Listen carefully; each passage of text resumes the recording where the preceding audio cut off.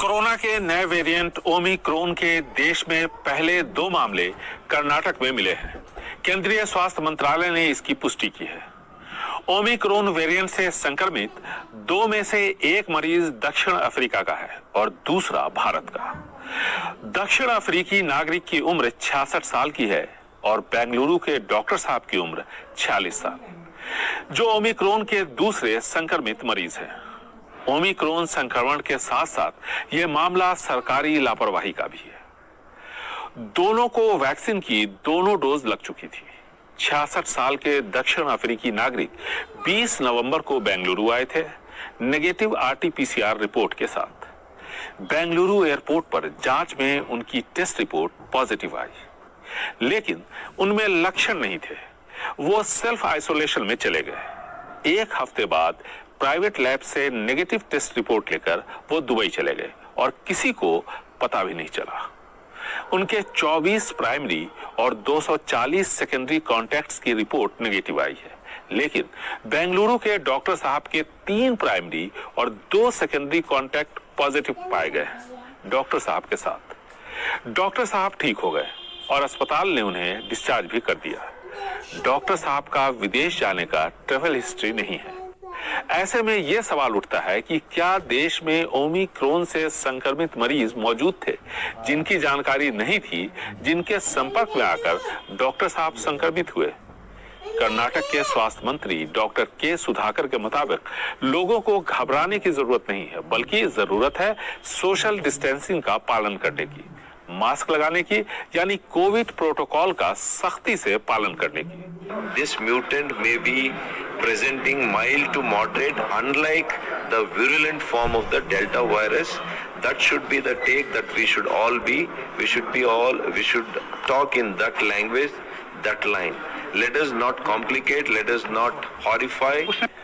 Omicron के 2 मरीजों की पुष्टि अब हुई है, लेकिन राज्य सरकार ने एहतियाती कदम पहले ही उठाने शुरू कर दिए थे। उन देशों से आने वाले यात्रियों का आरटीपीसीआर टेस्ट एयरपोर्ट पर किया जा रहा है जहां ओमिक्रॉन वेरिएंट का संक्रमण सबसे ज्यादा है, यानी एट रिस्क कंट्रीज। इनकी आरटीपीसीआर रिपोर्ट नेगेटिव आने पर 7 दिनों के होम क्वारंटीन और पॉजिटिव आने पर अस्पताल भेजने का प्रावधान है, यानी रिपोर्ट आने तक हवाई अड्डे पर ही रुकना पड़ता है, जिसमें 1 से 6 घंटे लगते हैं। ओमिक्रॉन वेरिएंट के पहले 2 मामले भी कर्नाटक में मिले हैं। इससे यहाँ के लोग काफी चिंतित हैं। विशेषज्ञों का मानना है कि चिंता से ज्यादा जरूरी वैक्सीन लेने के साथ साथ कोविड प्रोटोकॉल का पूरी तरह पालन करना है। आइए सुनते हैं सरकार के कोविड टास्क फोर्स के वरिष्ठ सदस्य डॉक्टर विशाल राव का क्या कहना है। The new variant needs the necessary attention, the due respect to be given to in terms of monitoring, because it has a much higher transmission rate. It has potential for vaccine escape, and at this juncture with such rapid transmissions, we need to be alert. The D614G, the first variant which came out from Wuhan, had, we knew about it would take about 2 weeks to manifest. Delta took about a week. This seems to be having potential for much faster. As of now, in the 20 countries, we have not heard of any panic that it has done, but the numbers are too small. मुख्यमंत्री बसवराज बोम्मई को शायद इसका एहसास था कि आने वाला समय चुनौतियों से भरा होगा। ऐसे में वो दिल्ली में स्वास्थ्य मंत्रालय से वैक्सीन के 3रे डोज की गुहार लगा रहे हैं। बेंगलुरु से निहाल खिदवई, एनडीटीवी इंडिया। भारत में ओमिक्रॉन की एंट्री हो गई है। जी हाँ, जिस बात की चिंता थी, जिस बात की फिक्र जो है वो जाहिर की जा रही थी, वो अब हो गया। 2 मामले यहाँ पर मिले हैं ओमिक्रॉन वेरिएंट के, जिनकी पुष्टि हुई है। दरअसल 37 अंतर्राष्ट्रीय उड़ानें जो है वो आई एट रिस्क देशों से, जिससे 7,976 जो है यात्री आए, जिसमें 10 यात्री जो है वो पॉजिटिव पाए गए, जिनको जीनोम सीक्वेंसिंग के लिए उनके जो टेस्ट है वो भेजा गया है। वहां से ये साफ हो पाएगा कि कौन से वेरिएंट जो है का संक्रमण उनके अंदर है। लेकिन 2 मामलों को लेकर यहाँ पर जो है वो कंफर्मेशन हुई है कि कर्नाटक में ओमिक्रॉन वेरिएंट के 2 मामले जो है सामने आए हैं, इनकी अब पुष्टि हुई है। 24 घंटे के अंदर हमारे देश में 2 ओमिक्रॉन वेरिएंट के केस हमारे इस नेटवर्क के द्वारा डिटेक्ट किए गए हैं कर्नाटका में, जिसकी रिपोर्ट कल रात काफी लेट आई थी, जिसको हम आपके सामने रखना चाहेंगे। और वह जो 2 केस हैं उनके बारे में हम बताना चाहेंगे कि उसमें से एक केस 66 साल के एक मेल है, दूसरा केस 46 साल के एक मेल है, और जितने उनके प्राइमरी कॉन्टैक्ट हैं और जितने सेकेंडरी कॉन्टैक्ट हैं उन सबको ट्रेस कर लिया गया है और उन सबकी टेस्टिंग करके उनको एज पर प्रोटोकॉल हम कोऑर्डिनेट कर रहे हैं। तो 2 मामले अब यहाँ पर इस वायरस के आ गए हैं, इसको लेकर अब चिंता पहले से ही जाहिर की जा रही थी। हमारे साथ निहाल किदवई जो है हमारे सहयोगी वो जुड़ गए हैं, उनके पास चलते हैं। निहाल, बताइए इन 2 लोगों के बारे में, अब इनकी क्या ट्रैवल हिस्ट्री रही पीछे की, कैसे ये पॉजिटिव हुए इनके मुताबिक, और यहाँ पर ये कितने लोगों के संपर्क में आए?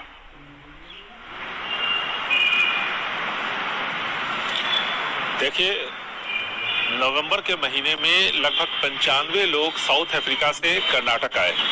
इनमें से सबकी टेस्टिंग हुई थी, जिसमें से ये 2 लोग जो 66 साल का और एक 46 साल का, इन 2 को लेकर के काफी सस्पिशन था यहाँ पर, और इस बात की आशंका जताई जा रही थी कि हो सकता है इनमें ओमिक्रॉन वायरस ही से ये संक्रमित हो, क्योंकि वायरस का जो नेचर थी, जो प्रवृत्ति है, जो प्रकृति थी, वो यहाँ पे जो एक्सपर्ट है वो ट्रेस नहीं कर पा रहे थे। इसलिए इन दोनों का जो सैंपल है वो सेंट्रल लैब में भेजा गया है। एक 11 नवंबर को आए थे और दूसरे 20 नवंबर को आए थे।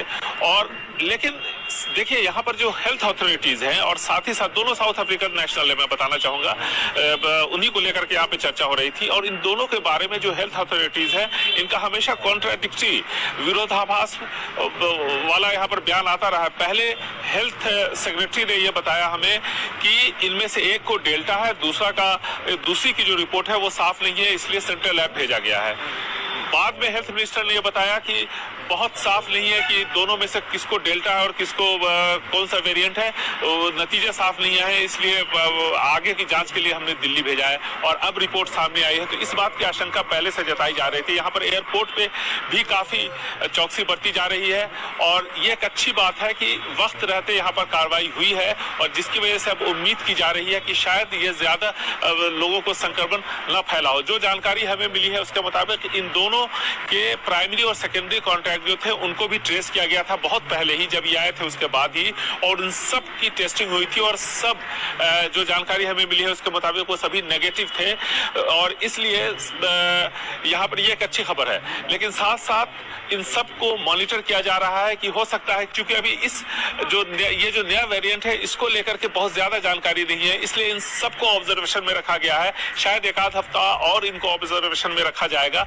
इसके बावजूद कि ये सभी नेगेटिव पाए गए थे, दोनों प्राइमरी और सेकेंडरी कॉन्टैक्ट। ये 2 लोग जिनकी बात मैं कर रहा हूँ, इनको बेंगलोर में ही रखा गया है और इनकी हेल्थ की लगातार जानकारी ली जा रही है हेल्थ अथॉरिटीज की तरफ से। और जब आपकी ये साफ हो गया है कि दोनों ओमिक्रॉन से ही संक्रमित हैं, तो शायद और कुछ चौकसी बरती जाए। थोड़ी देर में ही हमें ऐसा लग रहा है कि जो हेल्थ मिनिस्ट्री है उसकी तरफ से इस बारे में एक प्रेस कॉन्फ्रेंस की जाएगी और ज्यादा जानकारी दी जाएगी। फिलहाल ये जो आपने वक्त बताया कि नवंबर में शुरुआत में ये लोग आए थे, एक जो है वो 20 नवंबर के आसपास आए, इस दौरान क्या ये लोग क्वारंटीन थे या लोगों के संपर्क में, और क्या इनके अलावा भी कुछ ऐसे मामले हैं जिनको संदिग्ध माना जा रहा है कोरोना के इस वेरिएंट का?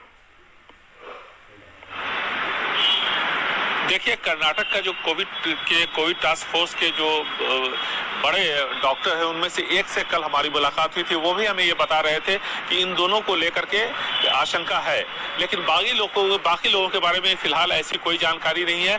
जैसे ही ये आए थे, एक इंटरनेशनल प्रोटोकॉल को मानते हुए यहाँ पर फौरन इनके जितने भी संपर्क में लोग आए थे सबों को क्वारंटीन कर दिया गया था, और इनमें से दोनों में से किसी को भी हॉस्पिटल ले जाने की जरूरत नहीं पड़ी है।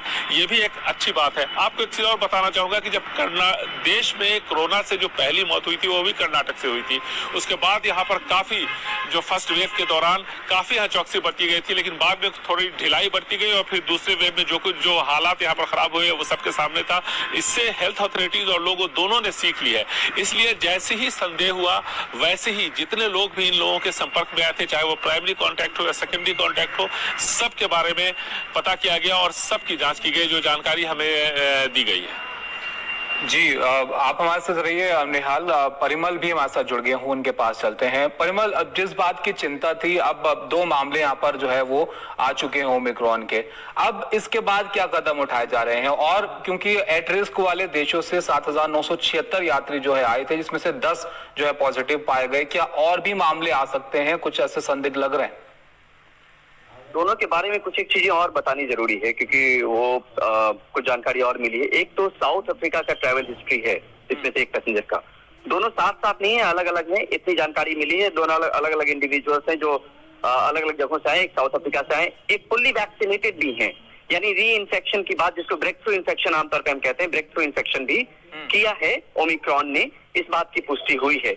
लेकिन फिर भी इस बात को हमेशा दोहराया गया प्रेस कॉन्फ्रेंस में बार बार कि आप कोविड अप्रोप्रिएट बिहेवियर अपनाएं, वैक्सीनेशन की दोनों डोज लें। तो ये तमाम चीजें करनी है। जो प्राइमरी, सेकेंडरी और टर्शियरी कॉन्टेक्ट होते हैं, जैसा निहाल ने भी बताया, वो तमाम कॉन्टेक्ट जो है वो ट्रेस कर लिए गए हैं। दोनों पॉजिटिव जो ओमिक्रॉन वेरिएंट के जो मरीज हैं उनके, तो वो तमाम चीजें चल रही हैं। लेकिन अब ये देखना होगा कि जब भारत में इसकी मौजूदगी है और वाकई अगर कॉन्टेक्ट ट्रेसिंग हो गई है, तो जो उनके कॉन्टेक्ट रहे थे उसमें अब किस तरह के लक्षण हैं, क्या वो भी पॉजिटिव पाने की आशंका है उनकी भी।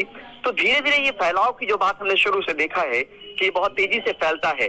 तो अब इस बात को लेके एक चीज तो साफ हो गया कि ओमिक्रॉन की मौजूदगी है। लेकिन अब इंटरनेशनल ट्रैवलर्स जो हैं, क्योंकि जो विदेशों से आ रहे हैं उस पर सख्त निगरानी की जरूरत है। और सबसे अहम भूमिका इसमें कॉन्टेक्ट भी निभाएगा, क्योंकि अब जब आएंगे कितने लोगों के कॉन्टेक्ट तक एडमिनिस्ट्रेशन पहुंच पाएगा, ये भी बड़ी चुनौती होगी। लेकिन ये दलील सीधे तौर पे दी जा रही है कि उन पर निगरानी रखी जा रही है। बार बार मीटिंग हो रहा है, प्रेस कॉन्फ्रेंस करीब महीने सवा महीने से नहीं हुआ था हेल्थ मिनिस्ट्री का ओमिक्रॉन को लेकर। आज प्रेस कॉन्फ्रेंस भी किया गया। राज्यों से लगातार बात की जा रही है, एयरपोर्ट ऑफिसर से बात की जा रही है। तो ये चीजें हो रही हैं। लेकिन एक चीज और गौर करने वाली बात है कि 26 नवंबर को जब इस नए वेरिएंट की पुष्टि हुई, उसके बाद भारत में 883 जीनोम सीक्वेंसिंग की गई है, यानी रफ्तार उसकी बढ़ाई गई है। और रफ्तार इसलिए बढ़ाई गई है ताकि इस बात को लेके आंका जा सके, परखा जा सके कि इस वेरिएंट की मौजूदगी है या नहीं है। अब उसकी पुष्टि हो चुकी है कि है, और बाकी जो जीनोम सीक्वेंसिंग के परिणाम है वो भी धीरे धीरे आएंगे, तो उससे और चीजें क्लियर होंगी। बिल्कुल, अब चीजें क्लियर होंगी कि इसका असर कैसा पड़ता है। परिमल, जैसे कि आप बता रहे थे कि अब कांटेक्ट ट्रेसिंग की जा रही है, तो इसका फैलाव यहाँ पर कैसा है, इनके संपर्क में आए लोगों में, ये थोड़े वक्त बाद पता चलेगा। लेकिन दूसरे देशों से अभी तक की क्या रिपोर्ट्स इस वायरस को लेकर है, इस वेरिएंट को लेकर है खासकर, ताकि और बेहतर तरीके से लोग इसको समझ पाए? देखिए, यहाँ पर यही बताया गया है, WHO ने भी बताया बार बार कि, और जो साउथ अफ्रीका के डॉक्टर्स हैं उन्होंने भी एनडीटीवी को दिए इंटरव्यू में कहा कि माइल्ड सिम्टम है। लेकिन WHO ने का जिक्र एक जगह स्वास्थ्य मंत्रालय ने किया जिसमें माइल्ड टू सीवियर की बात भी कही है। हालांकि सीवियरिटी को लेके थोड़ा सा ये परहेज कर रहे हैं, चीजें इवॉल्व हो रही हैं, नई चुनौती के तौर पे है, तो बहुत कुछ सोचा समझा जाना है साइंस के लिहाज से। कुछ एक दिनों में हो सकता है कि और ज्यादा जानकारी इससे आ जाए कि कैसे ये वायरस रिएक्ट करता है। दूसरी नंबर चीज ये भी हो सकती है कि जिन देशों में मान लीजिए वो माइल्ड रहा है, भारत आने के बाद वो कहीं आक्रामक तो नहीं हो जाएगा। तो ये जलवायु को लेकर और जो ढांचा होता है, पर्यावरण का ढांचा होता है, उसके हिसाब से भी वायरस अपना असर छोड़ता है। तो धीरे धीरे चीजें इवॉल्व हो रही है। लेकिन ये चीजें लोगों को समझनी होगी कि जो एक तरीके से यूनिवर्सल वैक्सीन मास्क के तौर पर लोग अभी तक लगाए हुए हैं, उसको लगाना चाहिए। डोजेज जिन्होंने नहीं लिया, 12 करोड़ लोग ऐसे बताए जाते हैं कि जिन्होंने डोजेज नहीं लिया सेकेंड डोज, उनको डोजेज लगवाने चाहिए। तो ये तमाम चीजें एहतियातन अपने लिमिट में बरत सकते हैं। जो सरकार है